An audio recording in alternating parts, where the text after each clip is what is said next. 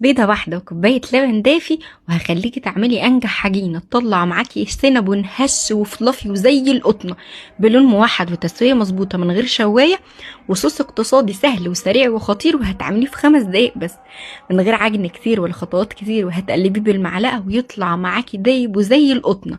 اللهم صل وسلم وبارك على سيدنا محمد وعلى آله وصحبه أجمعين. ازيكم يا حلوين؟ يا رب تكونوا بخير يا رب. الاول انا عندي 3 كوبايات وربع من الدقيق، عندي معلقتين كبار من السكر وبيضه واحده ومعلقه صغيره من البيكنج باودر، معلقه كبيره من الخميره ونص كوبايه من الزبده. اختاروا اي نوع زبده بتحبوا تستعملوه، لو مش متوفر تقدروا تستعملوا سمنه عادي. الاول نزلت كوبايه لبن دافي في البوله بتاعتي، ونزلت عليها السكر والخميره، ولازم في الوقت ده نقلب كويس جدا. فكره ان احنا نقلب وندي الحاجات حقها كده في التقليب بيدينا نتيجه حلوه قوي. لازم نخلطه كويس قوي مع بعضه. بعد كده نزلت عليهم البيضة، ونزلت الزبدة بتاعتي، والزبدة عندي هنا تكون دافية. بعد كده هنزل 3 كوبايات من الدقيق ومعاهم البيكنج باودر ورشة الملح، وهشيل ربع كوباية على جنب. بدأت ان انا بقى بالمعلقة، احنا مش هنعجن في الخطوة دي بايدينا خالص، لازم نتأكد ان الدقيق بتاعنا اختفى بشكل كامل قبل ما ننزل الربع كوباية الباقية من الدقيق. هننزلها ويدوب بس كده هنلم العجينه. بصوا انا مش بعجن ولا اي حاجه، انا يدوب بس بلم العجينه بايديا. عايزين نفضل نلمها كده بايدينا، هتلاقوها نعمت معاكم وبقت طريه قوي. معلقتين زبده بقى كده دافيين او شويه زيت المتوفر عندكم استعملوه. نزلتهم في البوله بتاعتي وغلفت العجينه كويس قوي. وزي ما دايما بقول لكم في اي معجنات، الحركه دي بتفرق جدا في طراوه العجين. غطوها في مكان دافي تخمر، وهتطلع معاكم اللهم بارك. اصلا ريحتها وهي كده لوحدها تحفه، حلوه قوي. ريحه الزبده مع اللبن ريحه مخبوزات حلوه جدا. ما تنسوش بقى لو واصلين لسه ومكملين لحد هنا تعملوا لايك وشير وتسيبوا لي كومنت لطيف زيكم.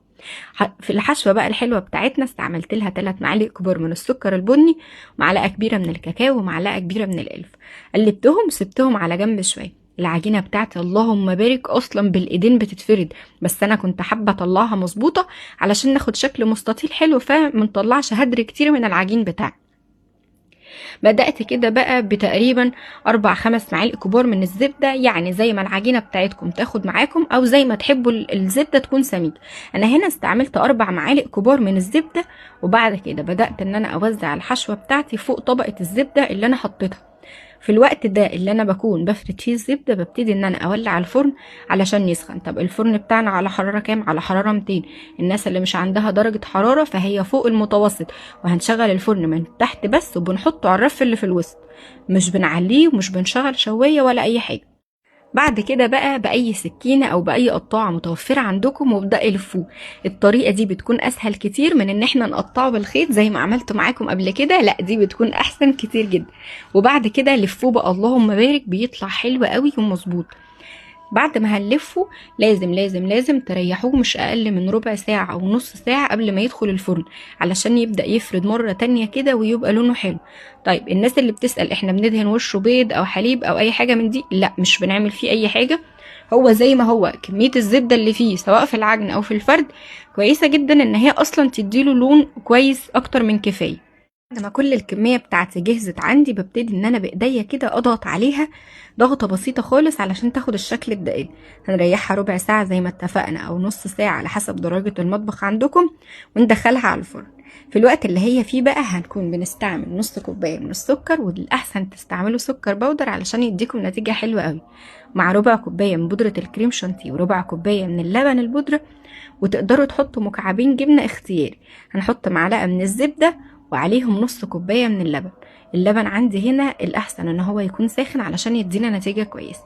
هنقلب الكلام ده كله بالمضرب اليدوي او تقدروا تضربوه في الخلاط تقليبه كده كويسه لحد ما ناخد قوام خفيف كده. هندخله في التلاجة، القوام بتاعنا بيبدأ يتقل ويكون حلو قوي. السينابون بتاعي خد بالظبط في الفرن 15 دقيقه وطلع واخد اللون الحلو ده. طب الناس اللي فرنها ضعيف شويه، اول ما ياخد لون من تحت تقدروا تولعوا الشوايه من فوق، لكن لو النار بتاعتكم مظبوطه وسخنتوا الفرن كويس فهو والله مش هيحتاج اي حاجه وهياخد لون موحد وحلو خالص. بدأت بقى كده ان انا احط شوية من توبنج الكريز وشوية من الكراميل، وسبت شوية كده بالتوبنج الاساسي بتاعنا. عايزة اقول لكم اللهم بارك خطير. ما تنسوش اللايك والشير يا حلوين، صحة وهنا.